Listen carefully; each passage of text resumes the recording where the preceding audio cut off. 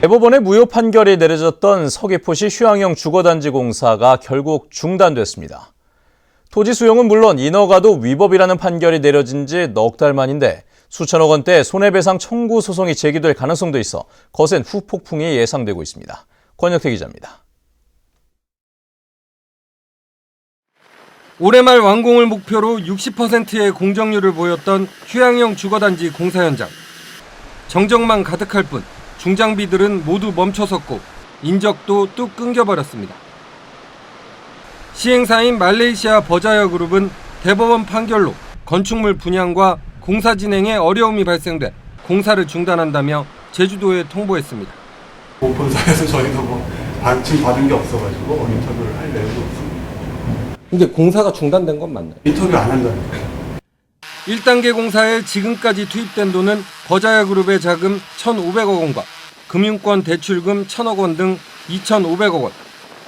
그러나 대법원 판결 이후 추가 대출이 중단됐고 콘도미니엄 147세대의 분양이 불투명해지면서 자금 압박이 있었던 것으로 보입니다. 공사 중단 우려가 현실이 됐지만 인허가의 1차적 책임을 지고 있는 JDC는 아무런 입장을 내놓지 않았습니다. 제주도는 제도 개선으로 손실을 최소화하겠다는 입장입니다. 특별법을 개정해서 저희들이 그 권한을 가져와야 하기 때문에 이거는 중앙부처와 국회가 그 의원 발의라든가 이런 것들에 좀 문제가 있습니다. 시간적으로는 딱 잘라 말할 수는 없지만 금년 내로 하려고 저희들이 지금. 하지만 공사 중단이 장기화될 경우 이번 사태가 국제적인 소송으로 비화될 우려도 높습니다. 1단계 사업부터 중단되면서 오는 2017년까지 2조 5천억 원을 투입해 완성하려던 예래 휴양형 주거단지 조성 사업 전체가 파행이 불가피해졌습니다. MBC 뉴스 권혁태입니다. 서귀포시 중문 관광단지 앞바다에서 관광요트가 너울성 파도에 밀려 좌초됐습니다. 승객들은 가까스로 탈출했지만 16명이 다쳤습니다. 현재훈 기자의 보도입니다. 커다란 요트가 기운 채 바닷속으로 가라앉고 있습니다. 선체 오른쪽은 거의 잠겼고 갑판 위에서는 탈출하려는 승객들의 모습이 긴박합니다. 미리 탈출한 승객들은 갯바위 위에서 발만 동동 구릅니다. 30명을 태운 24톤급 관광 요트가 제주 서귀포 인근 방파제에 부딪혀 좌초된 것은 어제 낮 12시 20분쯤. 대기 중에 파도 맞아가지고 그다음에 입구에서 저 부딪혀가지고 승객을 거기서 다 보트로 구조했고. 사고가 난 요트에는 어린이 3명을 포함한 관광객 27명과 승무원 3명이 타고 있었지만 40여 분 만에 모두 구조됐고 16명은 다쳤습니다. 요트에서는 기름도 일부 유출됐습니다. 관광객들은 충돌 당시 충격이 컸다고 말합니다. 이게 나하고 뛰어지고 그랬잖아요. 잡으려고 그냥 기더라고. 해경은 요트장에 정박하려다 너울성 파도에 밀려 사고가 난 것으로 보고 정확한 사고 경위를 조사하고 있습니다. MBC 뉴스 현재훈입니다. 최근 여객선 좌초 사고가 발생한 추자도 신양항에 거대한 수중 암초들이 곳곳에 흩어져 있던 것으로 MBC 취재 결과 확인됐습니다. 도의원들도 현장을 방문해 대책을 마련하라고 촉구했습니다. 김찬연 기자의 보도입니다. 지난달 3,000톤급 카페리 여객선 레드포로가 좌초한 추자도 신양항. 바닷속 상태를 확인하기 위해 직접 들어가 봤습니다. 사고 지점에는 레드포로가 충돌했던 거대한 암초가 산산이 부서져 있습니다. 배 밑바닥이 찢어지면서 나온 파편들도 여기저기 흩어져 있습니다. 암초의 수심은 불과 3.2m. 레드포로가 물속에 잠기는 깊이인 5m보다 훨씬 낮다 보니 부딪힐 수밖에 없습니다.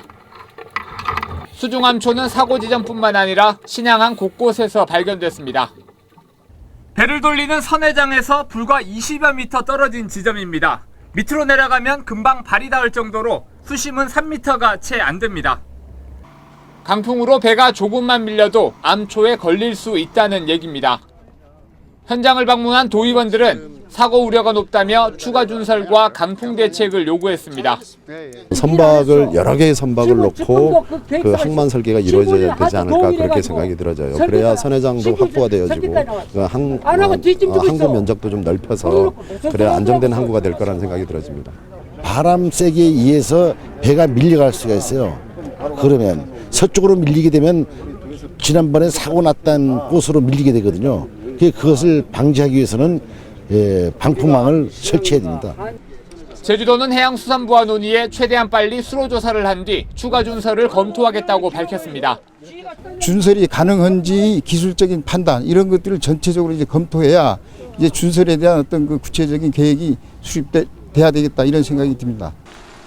해경은 신양항을 설계하고 레드포로의 운항 면허를 내준 공무원들에 대한 소환 조사를 마쳤고 사법 처리가 가능한지 법률 검토에 들어갔습니다. MBC 뉴스 김찬현입니다. 박근혜 대통령이 광복절 사면 검토를 지시한 가운데 새누리당 제주도당이 강정마을 주민에 대한 특별 사면을 중앙당과 정부에 건의하기로 했습니다. 새누리당 제주도당은 오는 20일 김무성 대표가 주재하는 전국 시도당 위원장 회의에서 민군 복합항 건설에 따른 강정마을 주민 등 사법처리 대상자에 대한 특별 사면의 필요성을 설명하고 건의문을 전달하겠다고 밝혔습니다. 중학교 학교군 고시 개정안이 제주도 의회 교육위원회를 원안 통과했습니다. 이에 따라 제주시 중학교 학교군을 동서 2개 학군으로 나누고 중부지역에 공동 학구를 두는 개정안은 내년 3월에 입학하는 신입생부터 적용됩니다. 한편 신제주 지역 진학이 허용돼 논란을 빚었던 광명리의 학구 조정은 인근 귀일 중학교의 중장기 발전 방안을 마련하는 부대 의견과 함께 통과됐습니다.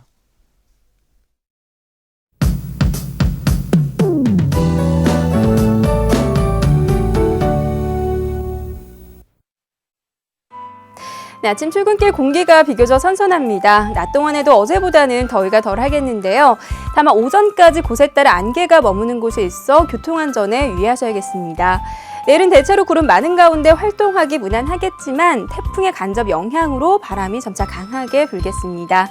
한편 11호 태풍 난카는 강한 중형급 세력을 유지한 채 현재 가고시마 동남쪽 해상을 지나고 있는데요. 앞으로 계속해서 북서진하면서 모레쯤 동해 먼해상으로 빠져나가겠고요. 이에 따라 제주 해상은 태풍의 간접 영향으로 풍랑이 거세게 일겠습니다. 다음은 자세한 지역별 날씨입니다. 네, 출근길 북부 지역의 기온 22도 내외 보이고 있고요. 낮 기온은 어제보다 4도가량 낮겠습니다. 서부 지역은 어제와 비슷한 수준의 기온을 유지하겠습니다. 네, 남부 지역은 낮 기온이 30도 가까이 오르면서 오늘도 불볕더위가 기승을 부리겠고요. 현재 구자의 기온 20도, 성산과 표선 21도, 낮 기온은 26도에서 27도가 예상됩니다. 오늘 아침 산간 지역은 다소 서늘한 날씨를 보이고 있습니다. 네, 섬적 맑은 가운데 기온은 평년보다 2도에서 4도가량 낮겠습니다. 현재 남쪽 먼바다에는 풍랑주의보가 내려진 가운데 물결이 높게 일겠고요. 특보는 점차 그 밖의 해상으로 확대되겠습니다. 현재 광주공항에는 짙은 안개로 인해 저시정 특보가 내려져 있다는 점 참고하셔야겠습니다. 네, 당분간 별다른 비 소식 없이 활동하기 무난하겠는데요. 다만 태풍의 영향으로 날씨가 조금은 유동적이라는 점 염두에 두셔야겠습니다. 날씨였습니다. 어제 오후 5시 10분쯤 차기도 남서쪽 111km 해상에서 부산 선적 29톤급 연승어선인 HO가 기관 고장으로 항해할 수 없다며 해경에 구조를 요청했습니다. 제주해양경비안전선은 3,000톤급 경비함정을 보내 사고 선박을 한림항으로 예인했으며 선원 9명도 건강에 이상이 없다고 밝혔습니다. 오늘 새벽 4시쯤 제주시 이도 이동의 한 아파트 화장실에서 불이 나 세탁기 한 대와 화장실 내부 일부를 태웠습니다. 경찰과 소방당국은 작동 중이던 세탁기에서 타는 냄새와 함께 불꽃을 발견했다는 목격자의 말을 바탕으로 전기합선으로 인해 화재가 난 것으로 추정하고 있습니다. 이보다 앞선 어젯밤 10시 50분쯤에는 서귀포시 안덕면 사계리 한 주택 창고에서 불이 나 창고 일부와 선풍기 등을 태웠습니다. 제주지방검찰청은 인터넷 카페에서 메르스 관련 허위 사실을 유포했다며 주부 2명을 도내 모 병원이 진정한 사건에 대해 무혐의 처분했습니다. 검찰은 해당 병원에 메르스 의심 환자가 실제로 방문했고 병원 측이 만일에 대비해 의심 환자와 접촉한 의료진을 격리한 뒤 응급실 출입을 통제한 사실도 확인돼 주부들이 올린 글이 대부분 사실과 부합했다고 밝혔습니다.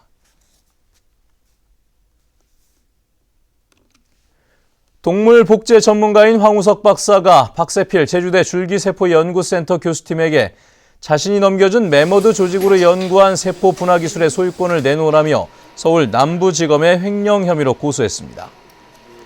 이에 대해 박세필 교수 측은 조직을 넘겨줄 때 아무런 계약 조건이 없었고 독자적인 기술로 연구를 진행했다며 공동 연구 성과라고 주장하고 있는 것으로 알려졌습니다.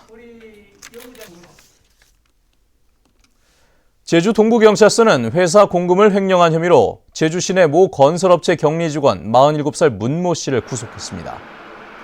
문 씨는 지난 2010년부터 회사에 부과된 세금과 건강보험료를 청구 금액보다 많이 지급한 뒤 빼돌리는 수법으로 2억 5천만 원을 횡령한 혐의를 받고 있습니다. 문 씨는 영수증을 스캔한 뒤 금액을 변조했고 횡령한 돈은 유흥비로 탕진한 것으로 알려졌습니다.